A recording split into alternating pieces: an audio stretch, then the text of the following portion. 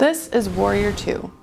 It's a really good hip opener as the front femur is externally rotated in the hip socket. You want to make sure you have a good heel to arch alignment and that your front knee is tracking through the middle of the front foot.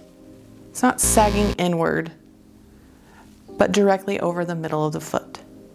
Those 5 toes are facing the front of the room. You've engaged the core, bringing the hips up into the ribs, and the shoulder blades are relaxed down the back.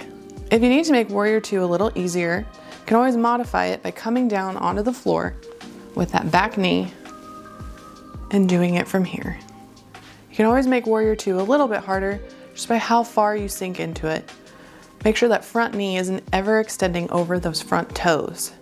This is side angle. It's a really good hip opener as it is also an externally rotated position. So with this pose, you're going to maintain that heel to arch alignment. Those front toes are going to be facing forward, those hips tucked into your ribs, and those shoulder blades are relaxed. If you need to make this position a little bit easier, come up a little higher and rest that front forearm on the knee. Just make sure we're light with the pressure. We don't want to put too much weight into that joint. You can also grab a block, put it on the inside of your foot, and place that front hand on the block to help with a little bit of balance. If you think that using blocks for any of these following poses would help you with your yoga practice, check out the links below. This is triangle. You're going to keep a heel to arch alignment, those 5 toes facing forward.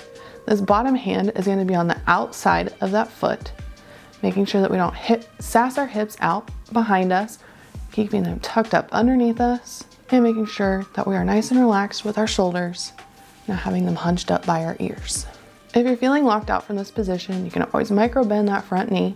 And if you need to make it a little bit easier, grab a block, place it on the outside of your foot, and use that for some added support. This is half moon. The base toes are going to be facing toward the front of the room, trying to keep a long straight leg.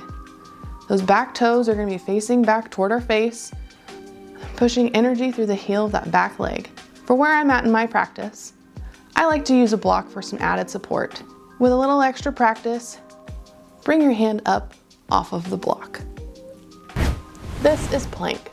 Really want to engage the core, make sure that our tummies are not sagging down toward the ground, pushing through the thumb and index side of the hands, and also making sure that our palms are flat toward the ground. We are pushing the floor away, not sagging into the shoulders, but really strong across the shoulder blades. If you need to make it a little easier, you're welcome to come down to your knees at any time. If you have bad wrists, another modification could always be coming down to the forearms for plank. This is side plank. Side plank is a really good arm strengthener. I'm gonna make sure you're pushing through the thumb and index side of the hand, pushing the floor away so you're lifting up and out of that arm socket, engaging the core and lifting the hips, and making sure that your neck is in line with the rest of your spine. If you ever need to make side plank a little easier, you're welcome to drop the bottom leg for some added support. Some other modifications for side plank are to keep your feet side by side like I have them here, or stack them for a little bit of an advancement. If you want a little bit of a further advancement, lift that top leg off the ground for star plank. This is downward facing dog. This is a really good strengthener position as you're really engaging the arms and the shoulders. It's also good for a circulatory system, but it is also considered an inversion. So speak with your doctor before going upside down. For this pose, we want to make sure our 10 fingers are facing forward, 10 toes are facing forward, our hands are shoulder distance apart, and our feet are hips distance apart. Energy is through the top of the thighs, pushing back toward the back of the room, and energy down through the heels, trying to get them as close to the floor as we can.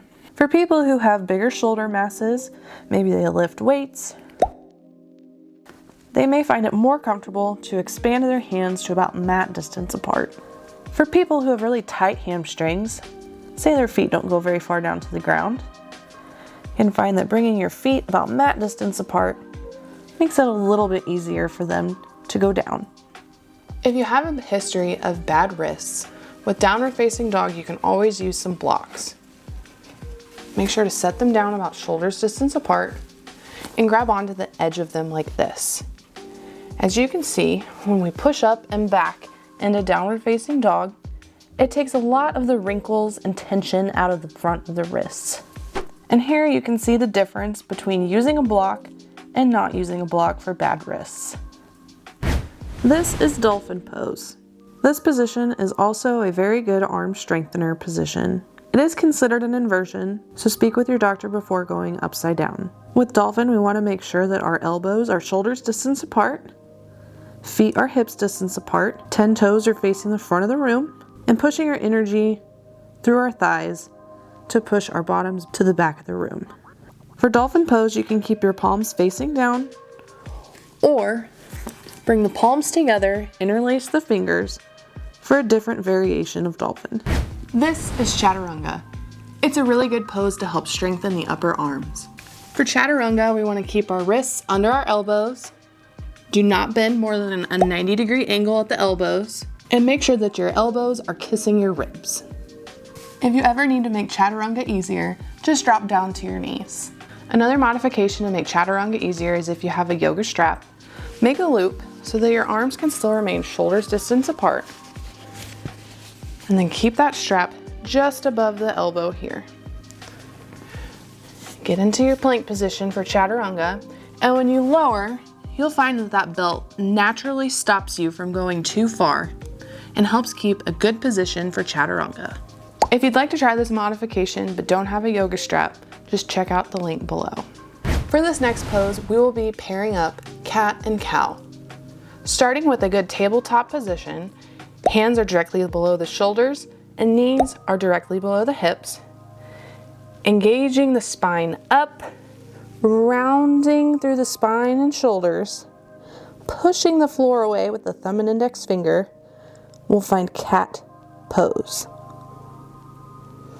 Now headed in the opposite direction, dropping the tummy all the way down to the floor, looking up, this is cow.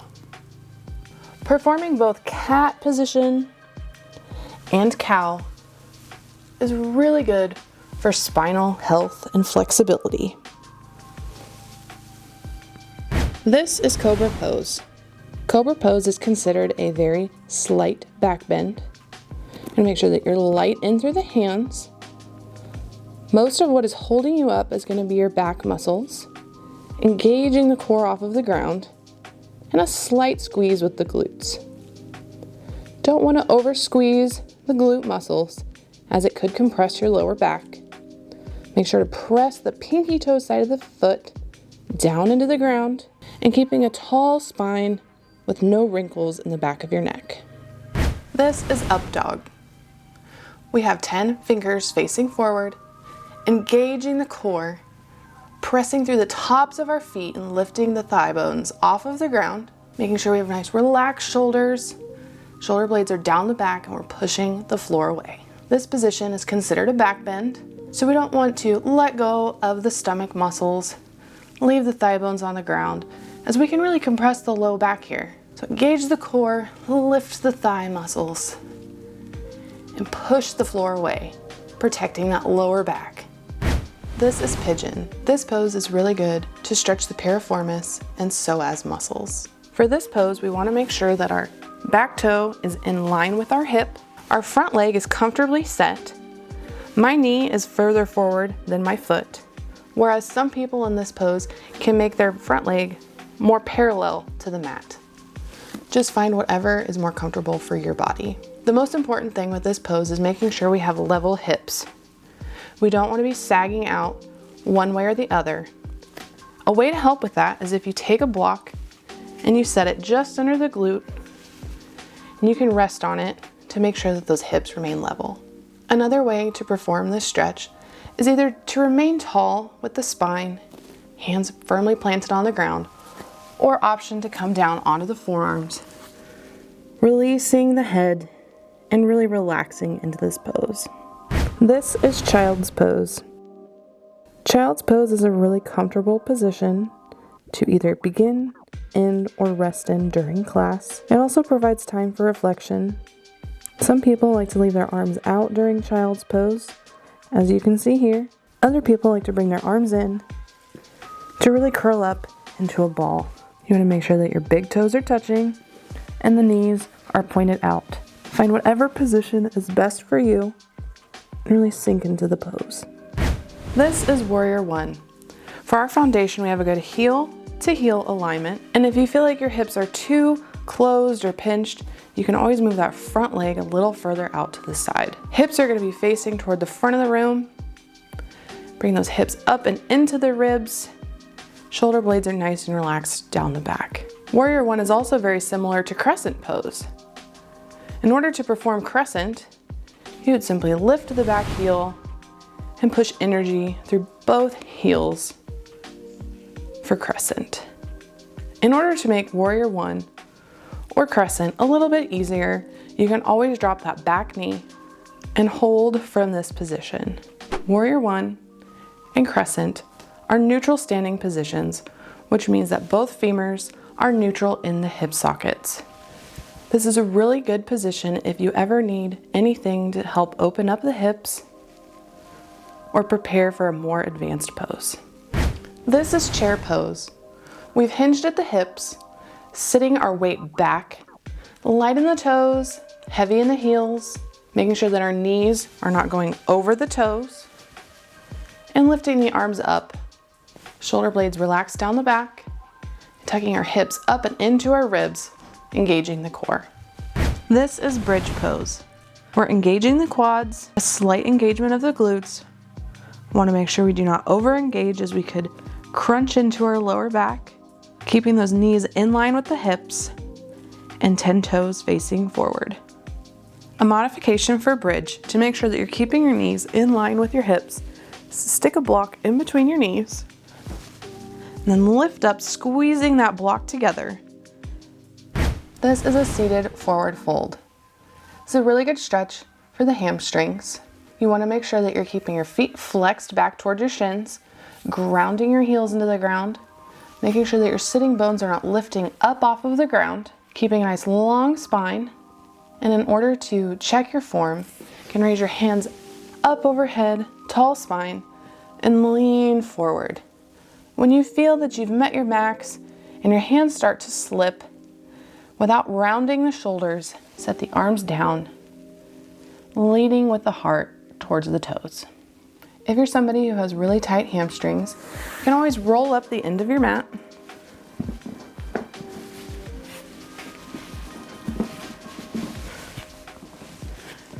And once you've found a nice little bubble, sit on the edge of the mat so that your hips are slightly falling off the edge.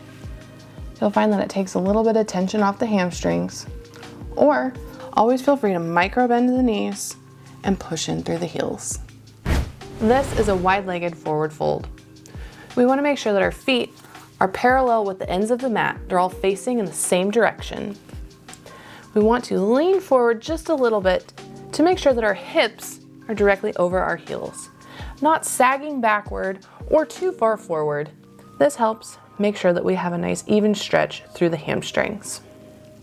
If you feel locked out in this position, micro bend the knees and push through the heels. If you can't get your hands all the way down to the floor, get a couple of blocks and bring the floor a little bit closer to you. This is crow pose. Making sure that our 10 fingers are facing forward, pushing through the thumb and index finger, and really doming our back like in cat position. We want our knees tucked into our armpits and resting somewhere on our triceps. A modification to make crow a little bit easier for you is grab your yoga strap, just big enough so that your elbows can remain shoulders distance apart. We want to make sure our strap is just above our elbow. Plant the hands about shoulders distance apart with our 10 fingers facing forward. Get your feet in the right position here, so resting on your triceps, and then slowly lean forward. Keeping the gaze down, the strap can help keep your arms strengthened in this pose.